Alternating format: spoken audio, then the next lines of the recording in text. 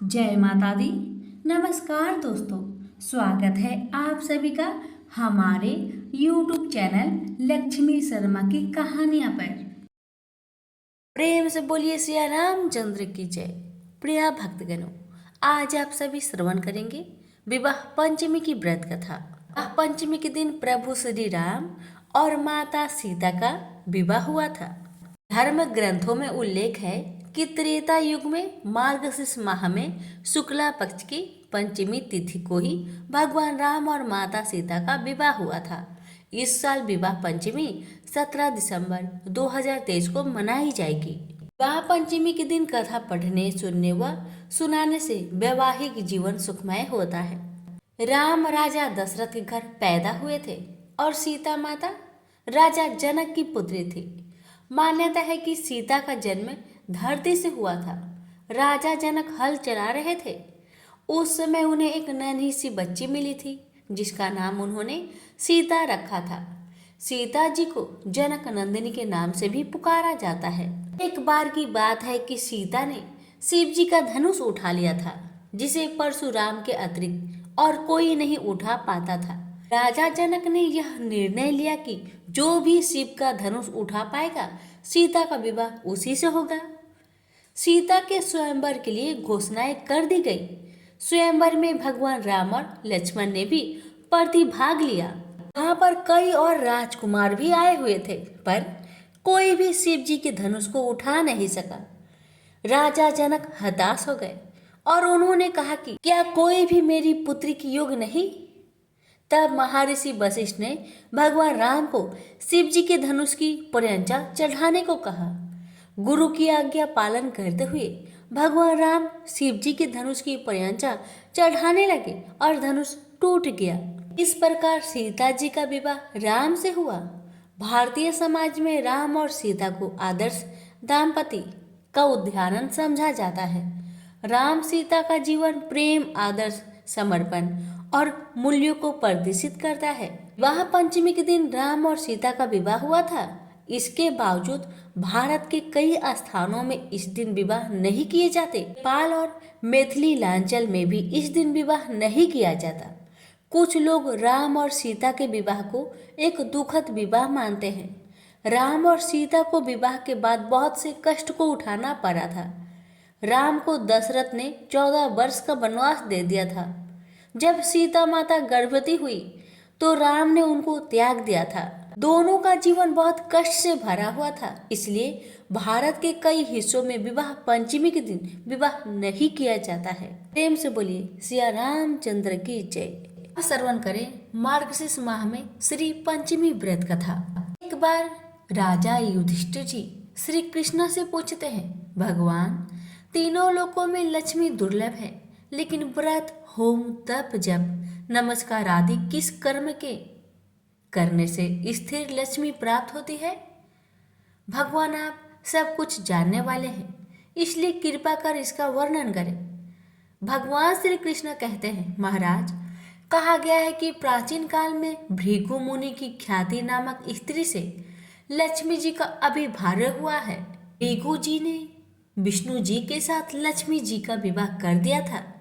लक्ष्मी जी भी संसार के पति विष्णु जी को अपने वर रूप में पाकर अपने को कृतार्थ समझने लगे। इसके बाद वह अपने कृपा कटाक्ष से संपूर्ण जगत को आनंदित करने लगी। अब लक्ष्मी जी के प्रभाव से ही प्रजा में क्षेम व सुभिक्ष होने लगा। सभी उपद्रव शांत हो गए। ब्राह्मण हवन करने लगे। देवगण अभिष्य भोजन प्राप्त करने लगे। राजा प्रसन्नता पूर्वक चारों वर्णों की रक्षा करने लगे। अब देवताओं को अति आनंद में निमग्न देखकर विरोचन जैसे त्यागगण लक्ष्मी की प्राप्ति के लिए तपस्या तथा यज्ञ आदि करने लगे। वह सब सदाचारी व धार्मिक हो गए। और फिर दैत्य के पराक्रम से सारा संसार अकांत हो गया। कुछ समय के बाद देवताओं को लक्ष्मी जी का मद हो गया। अब वह सोच, पवित्रता, सत्यता और सभी उत्तम आचार भूलने लगे। देवताओं को सत्यशील तथा पवित्रता से रहित देखकर लक्ष्मी जी दैत्यों के पास चली गई और देवगण श्री बिहनी हो गए। दैत्य भी लक्ष्मी जी को पाने पर बहुत गर्व से भर गए और वह कहने लगे, मैं ही देवता हूँ, मैं ही यज्ञ हूँ, मैं ही ब्राह्मण हूँ, संपूर्ण जगत मेरा ही स्वरूप है, ब्रह्मा विष्णु इंद्र आदि सब मैं ही हूँ। इस तरह से दैत्य अहंकार से युक्त होकर अनेकों प्रकार के अनर्थ करने लगे। अब अहंकार से मतिभ्रष्ट दैत्य की भी यह दशा देख लक्ष्मी जी व्याकुल हो क्षीर सागर में चली गई। क्षीर सागर में लक्ष्मी जी की प्रवेश करने से तीनों लोग श्री विहन होने से निस्तेज हो गए। अब देवराज इंद्र ने अपने गुरु बृहस्पति से पूछा, महाराज कोई ऐसा व्रत या अनुष्ठान बताए जिसके करने से पुनः स्थिर लक्ष्मी जी की प्राप्ति हो जाए। इंद्र राज की बात सुनकर बृहस्पति जी कहते हैं, देवेंद्र मैं आपको अत्यंत गोपनीय श्री पंचमी व्रत का विधान बतलाता हूँ, जिसे करने से आपका अभीष्ट सिद्ध होगा। ऐसा कहकर देवगुरु बृहस्पति ने देवराज इंद्र को श्री पंचमी व्रत की सारी विधि बतलाई। बृहस्पति जी के कहे अनुसार इंद्र ने इस व्रत का विधिवत आचरण किया। देवराज इंद्र को यह व्रत करते हुए देख विष्णु आदि सभी देवता, दैत्य दानव, गंधर्व, यक्ष, राक्षस, सिद्ध, वृथाधर, नाग, ब्राह्मण, ऋषिगण तथा राजागण सभी यह व्रत करने लगे। कुछ काल तक यह व्रत करने पर उत्तम बल और तेज पाकर सभी ने विचार किया कि समुद्र को मथ कर लक्ष्मी और अमृत को ग्रहण करना चाहिए। इस विचार के आने पर देवता तथा असुर मंदर पर्वत को मथानी, दही मथने वाली और वासुकी नाग को रस्सी बनाकर समुद्र मंथन करने लगते हैं। मंथन करने पर सबसे पहले शीतल किरणों वाले उज्जवल चंद्रमा प्रकट होते हैं। उसके बाद देवी लक्ष्मी प्रकट होती है। लक्ष्मी जी की कृपा कटाक्ष को पाकर सभी देवता दैत्य परम आनंदित होते हैं। भगवान विष्णु ने इस श्री लक्ष्मी पंचमी का व्रत किया था, जिसके परिणाम से देवी लक्ष्मी ने भगवान विष्णु के वक्ष स्थल का आश्रय ग्रहण किया। इंद्र ने भी इस व्रत को किया था, जिससे उन्हें त्रिभुवन का राज्य प्राप्त हुआ। लेकिन दैत्य ने तामस भाव से इस व्रत को किया था, इसलिए ऐश्वर्य पाकर भी वे ऐश्वर्यहीन हो जाते हैं। बृहस्पति जी कहते हैं, महाराज इस प्रकार इस व्रत के प्रभाव से श्री विहीन संपूर्ण जगत फिर से श्री युक्त हो गया। महाराज युधिष्ठिर सारी कहानी जानने के बाद कहते हैं, यदुतम यह श्री पंचमी व्रत किस विधि से किया जाता है, इसे कब प्रारंभ किया जाता है और कब इसका पारायण होता है, कृपा आप सब विस्तार से बताएं। भगवान कृष्ण कहते हैं, महाराज यह व्रत मार्गशीर्ष अथवा मंगसर अथवा अगहन माह की शुक्ला पक्ष की पंचमी को किया जाता है। सुबह उठकर शौच आदि से निवृत्त हो स्नान करके इस व्रत के नियम को धारण किया जाता है। इस व्रत में नदी पर स्नान किया जाता है और यदि नदी ना हो तब घर पर ही स्वच्छ जल से स्नान करें। 2 वस्त्र धारण कर देवता व पितरों का पूजन तर्पण कर लक्ष्मी जी का पूजन करें। लक्ष्मी जी की ऐसी मूर्ति अथवा चित्र लगाए जिसमें वह कमल पर विराजमान हो और उनके हाथ में भी कमल हो, आभूषणों से अलंकृत हो, जिन्हें 4 श्वेत हाथी स्वर्ण कलशों के जल से स्नान करा रहे हो। उपरोक्त प्रकार की भगवती लक्ष्मी की प्रतिमा अथवा चित्र की निम्नलिखित मंत्रों से पुष्प द्वारा अंग पूजा करें। उपरोक्त मंत्रों से पैर से लेकर सिर तक पूजा करते हैं। प्रत्येक अंग की पूजा करते हुए अनेक प्रकार के अंकुरित धान्य व फल नैवेद्य के रूप में अर्पित करें। इसके बाद पुष्प व कुमकुम आदि सुवासिनी स्त्रियों का पूजन कर उन्हें मधुर भोजन कराएं। फिर उन्हें प्रणाम कर विदा करें। एक सेर भर चावल व घी से भरा बर्तन ब्राह्मण को देकर श्री सह प्रियताम कहकर प्रार्थना करें। इस प्रकार से पूजन करने के बाद मौन रहकर स्वयं भोजन करें। प्रतिमाह यह व्रत करें और श्री लक्ष्मी, कमला, संपत, रमा, नारायणी, पद्म, घृति, स्थिति, पुष्टि, रिद्धि तथा सिद्धि इन 12 नामों से क्रमशः 12 महीने में भगवती लक्ष्मी की पूजा करके पूजन के अंत में प्रियताम का उच्चारण करें। 12वें महीने की पंचमी को वस्त्र का मंडप बनाकर गंध व पुष्प से उसे अलंकृत कर उसके मध्य सैया पर उपकरणों सहित भगवती लक्ष्मी की मूर्तियां स्थापित करें। 8 मोती, नेत्रपट, सप्तधान्य, खराउ, जूते, छाता, अनेक प्रकार के पात्र और आसन वहां रखे। उसके बाद लक्ष्मी जी का पूजन करके वेद वेता और सदाचार ब्राह्मण को वत्सा गौ सहित यह सारा सामान प्रदान करे। यथाशक्ति ब्राह्मण को भोजन करा उन्हें दक्षिणा दे। अंत में भगवती लक्ष्मी से रिद्धि सिद्धि की कामना से निम्न प्रकार से प्रार्थना करें। प्रार्थना इस प्रकार है, देवी आप क्षीर सागर के मंथन से प्रकट हुई हैं। भगवान विष्णु का वक्ष स्थल आपका अधिष्ठान है। आप सभी कामनाओं को प्रदान करने वाली है, अतः मुझे भी आप रिद्धि प्रदान करें। आपको नमस्कार है। जो भी इस विधि से श्री पंचमी का व्रत करता है वह अपने 21 कुलों के साथ लक्ष्मी लोक में निवास करते हैं। जो सौभाग्यवती स्त्री इस व्रत को करती है वह सौभाग्य रूप संतान और धन से संपन्न होती है तथा पति को प्रिय होती है।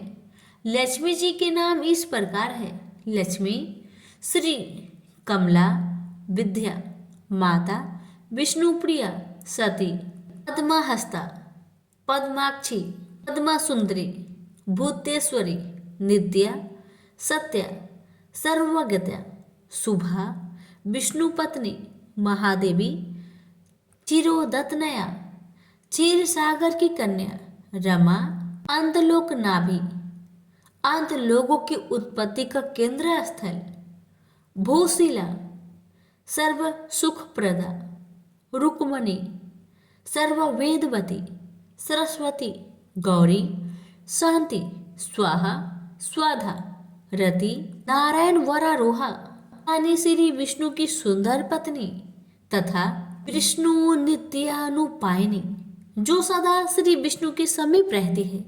जो प्रातःकाल उठकर इन संपूर्ण नामों का पाठ करता है उसे अत्यधिक संपत्ति तथा विशुद्ध धन्य धान्य की प्राप्ति होती है। प्रेम से बोलिए लक्ष्मी माता की जय। ये जो कथा है इस कथा को माता सीता भगवान श्री राम को सुनाया करते थे और भगवान इसे सुना करते थे। इसी तरह से दिन बीतने लगा। एक दिन भगवान श्री रामचंद्र जी को बाहर किसी काम के लिए जाना पड़ रहा था, तो भगवान को जाते देख माता सीता ने कहा, हे प्रभु, अगर आप बाहर चले जाएंगे तो मैं अपनी 12 वर्ष का नित्य नेम की कहानी किसे सुनाऊंगी। माता सीता की बातें सुन भगवान श्री रामचंद्र जी 1 मिनट के लिए सोच में पड़ गए। फिर उन्होंने कहा, सीते, आप गांव के बाहर जो कुआं है वहीं पर जाकर बैठ जाइएगा। जब लोग पानी भरने आया करेंगे उसे ही अपना नित्य नेम की कहानी सुना दिया करे। इतना कहकर भगवान श्री राम बाहर काम पर चले गए और माता सीता भी गांव के पास जो कुआं था वहां पर जाकर बैठ गई। तभी एक स्त्री आई। उसने रेशम की जरी की साड़ी पहन रखी थी और सोने का घड़ा ले रखा था। सीता माता उसे देखकर कहती है, बहन, ओ बहन, मेरा 12 वर्ष का नित्य नियम सुन लो। पर वह स्त्री बोली कि मैं अगर तुम्हारा नित्य नेम सुनूंगी तो मुझे घर जाने में बहुत देर हो जाएगी और मेरी सास मुझसे लड़ेगी। इतना कहकर वह लड़की माता की कहानी न सुनी और वहां से चली गई। तभी उसकी रेशम की जरी की साड़ी फट गई। सोने का घड़ा मिट्टी के घड़े में बदल गया। ऐसी हालत में जब बहू अपने घर में पहुंची तो सासू माँ हैरान रह गई देखकर। सासू माँ कहने लगी, बहू, तुम किसका दोष अपने सिर में लेकर आई हो? तब बहू ने अपनी सारी कहानी सासू माँ को बताना शुरू की। उसने कहा, सासू माँ, कुएं पर एक औरत बैठी थी। उसने मुझसे कहा कि कहानी सुन, लेकिन मैंने कहानी नहीं सुनी और जिसका परिणाम मुझे यह मिला है। सासू माँ ने अपने बहू से कहा, बहू ठीक है, कोई बात नहीं, तुम ये साड़ी और घड़ा कल मुझे देना, मैं जाऊंगी पानी भरने। बस अगले दिन वही साड़ी और वही घड़ा लेकर सासू माँ कुएं की पहाड़ पर गई जहाँ सीता जी बैठी थी।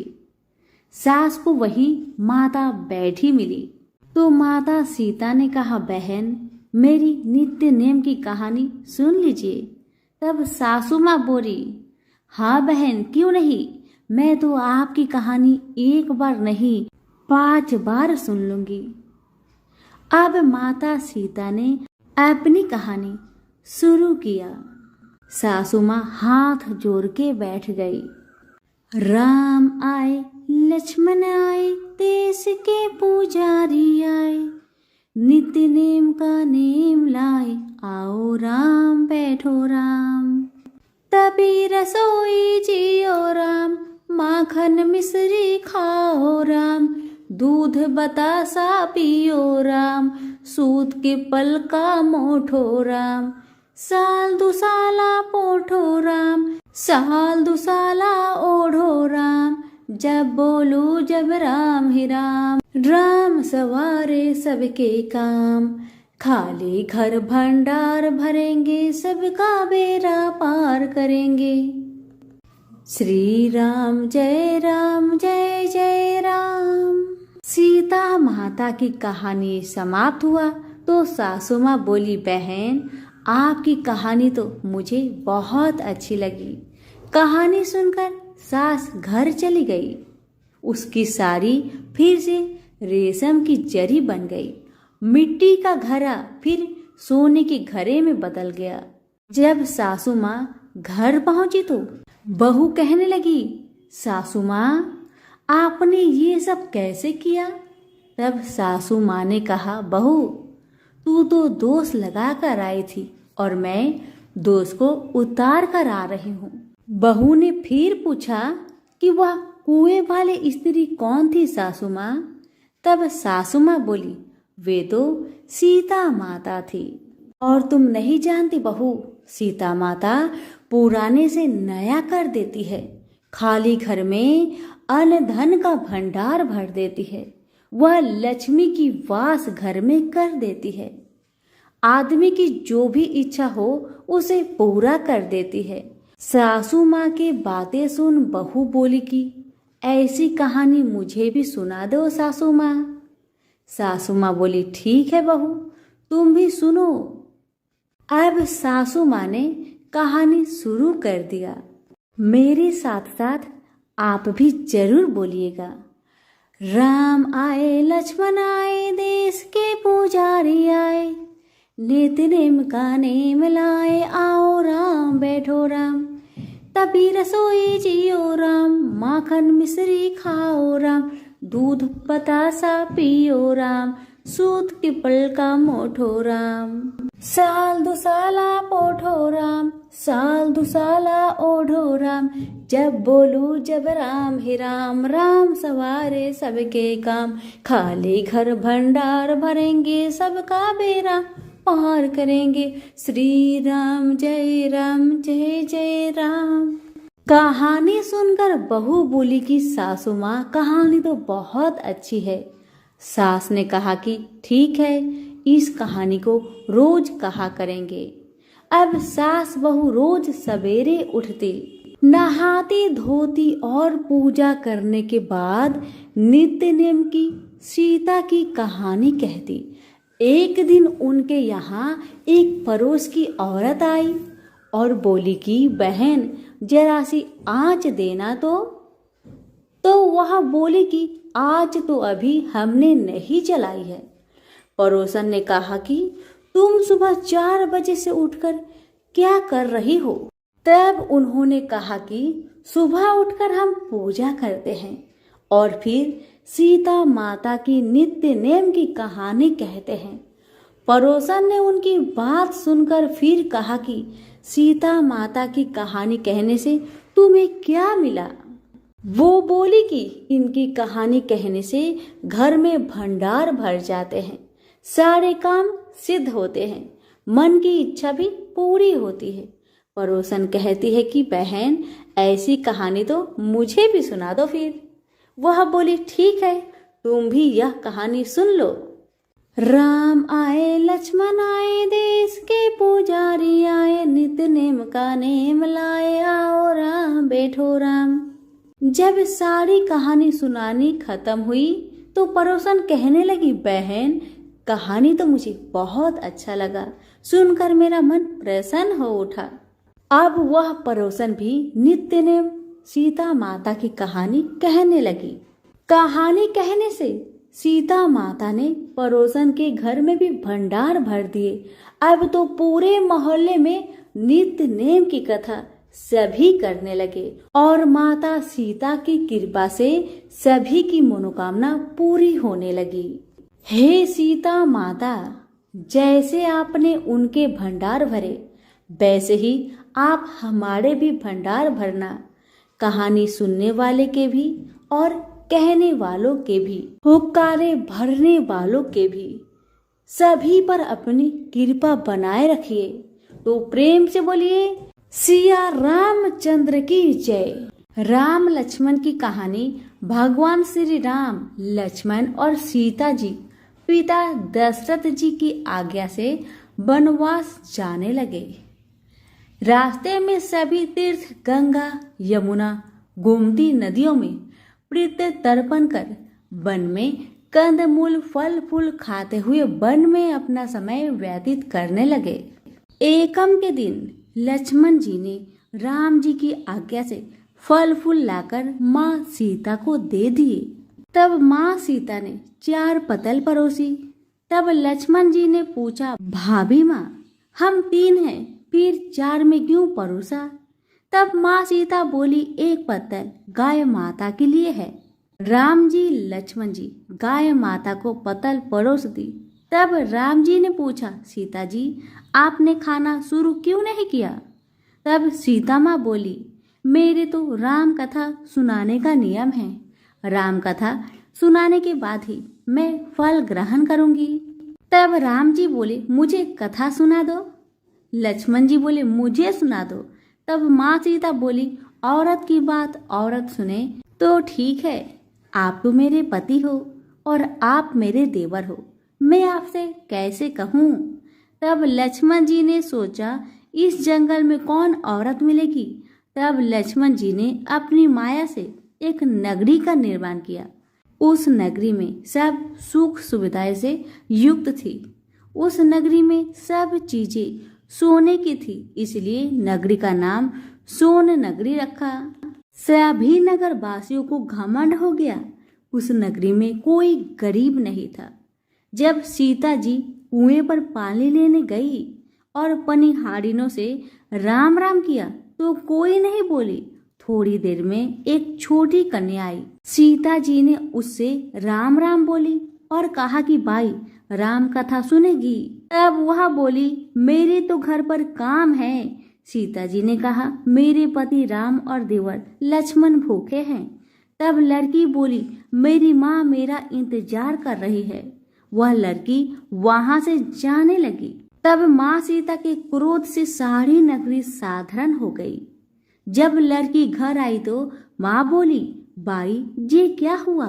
तब लड़की बोली, मेरे को पता नहीं है, वहां एक साध्वी बैठी थी, मुझे राम कथा सुनने के लिए बोली, पर मैं तो कथा नहीं सुनी।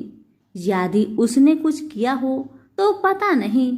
तब उसकी माँ ने उसको वापस जाकर कथा सुनने को कहा। लड़की ने वापस जाकर कथा सुनने से मना कर दिया। तब उसकी बहू बोली, आपकी आज्ञा हो तो मैं कहानी सुनकर आती हूँ। जब बहू कुएं पर गई तो पानी भरे और खाली करे। तब सीता जी ने कहा, आपके घर पर कुछ काम नहीं है क्या? तब वह बोली, माता जी मैं तो सारा काम करके आई हूँ। तब माँ सीता बोली, तू मुझे माँ कहकर बुलाई, यदि तुझे समय हो तो मेरी राम कहानी सुन लेगी।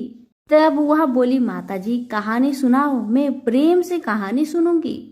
चंदन चौकी मोतिहार, राम कथा महारे हिडवे रो आधार। राम कथा सुनाऊं, राम ने मनाऊं, राम कहे तो परदेश में जाऊं। सीता जी ने कहा, हे भाई, तूने मेरी मृत्यु लोक में मदद करी, भगवान तेरी स्वर्ग लोक में रक्षा करेंगे। सीता जी ने राम कथा सुनाई, बाई ने सुनी।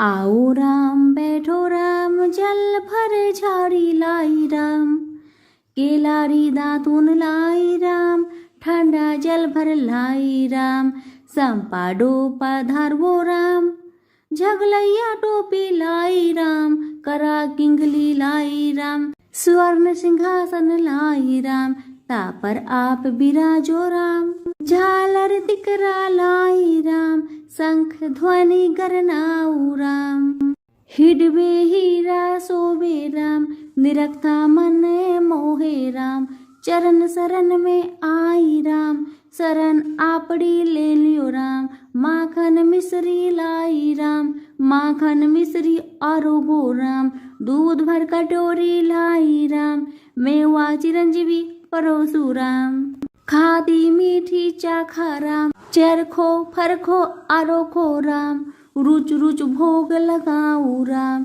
जो भावे सो ले लियो राम, जल भर झारी लाई राम, अबे आचमन कर लियो राम, रे श्याम गमछो लाई राम, हाथ मुंह पोछ लियो राम, पुष्पा सुसेज बिछाऊ राम, अंतरिया छिड़काऊ राम, हिंगलू डोलिया डलाऊ राम, सीता जी चरण दबावे राम, सुख भर से जे पोढ़ो राम, हजार पंखा ढोलू राम, घट घट माया विराजो राम, मुख में तुलसी बोलो राम, खाली मिजाज काई काम, जब बोलो जब राम ही राम, बोलो पंछी राम राम, पूर्ण होवे मंगल काम।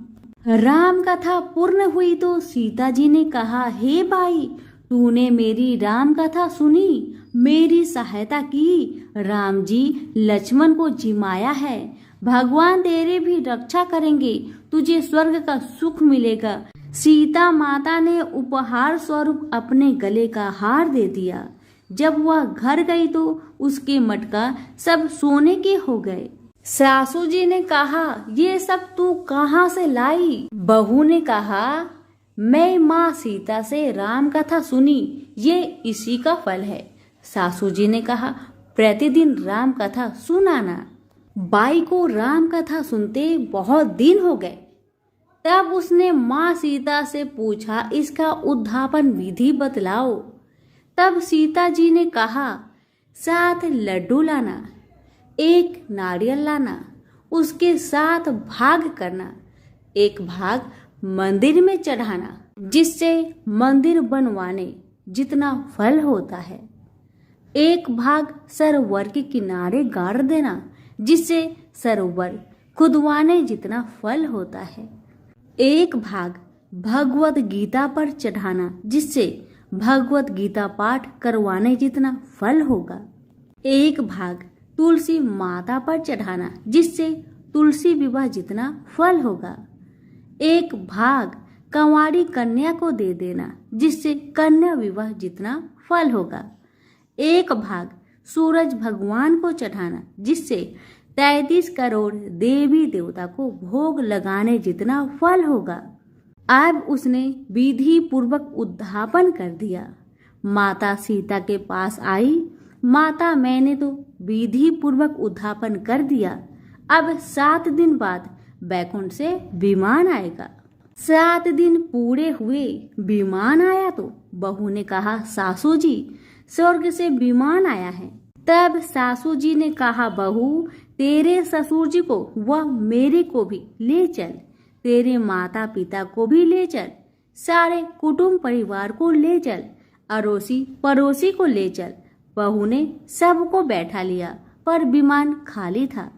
थोड़ी देर में ही उनकी ननद आई और देखते ही देखते विमान भर गया। तब बहू ने कहा, माँ सीता नंद बाईसा को बैठा लो। पर माँ सीता ने कहा, इसने कभी कोई धर्म पुण्य नहीं किया। तब बहू ने कहा, बाईसा आप पहले राम लक्ष्मण की कथा सुनना, उसके बाद आपके लिए बैकुंठ से विमान आएगा। गांव के सारे लोग एकत्र हो गए और पूछने लगे, भाई तूने ऐसा कौन सा धर्म पुण्य किया? गीता भगवत के पाठ किए, हमें भी बताओ। तब बाई ने कहा, मैंने तो माता सीता से प्रतिदिन राम कथा सुनी और नियम से उद्धापन किया। तब समस्त ग्रामीण राम कथा सुनने की जिद करने लगे। तब बाई राम कथा कहने लगी और सब नर नारी सुनने लगे। राम कथा संपूर्ण होते ही समस्त नगरी सोने की हो गई। बाई ने कहा, जो कोई राम कथा को सुनेगा उसको मेरे समान ही फल मिलेगा। सब राम लक्ष्मण जी की जय जयकार करने लगे और विमान स्वर्ग में चला गया। 7 स्वर्ग के दरवाजे खुल गए। पहले द्वार पर नाग देवता, समस्त देवी देवता पुष्प वर्षा करने लगे। देवताओं ने पूछा कि तूने क्या पुण्य किया? तब उसने कहा, मैंने तो राम लक्ष्मण जानकी की कहानी सुनी। तो समस्त देवताओं ने कहा, वर मांग। तब उसने कहा, मेरे तो सब सिद्धियां है, मुझे यह वर दो कि जो भी श्रद्धा व भक्ति से राम कथा, राम लक्ष्मण जानकी की कहानी सुनेगा उसको मेरे समान ही फल मिले। सभी देवी देवताओं ने पुष्प वर्षा करते हुए तथास्तु कहा। चारों ओर राम राम की जय जयकार होने लगी। प्रेम से बोलिए सिया रामचंद्र की जय।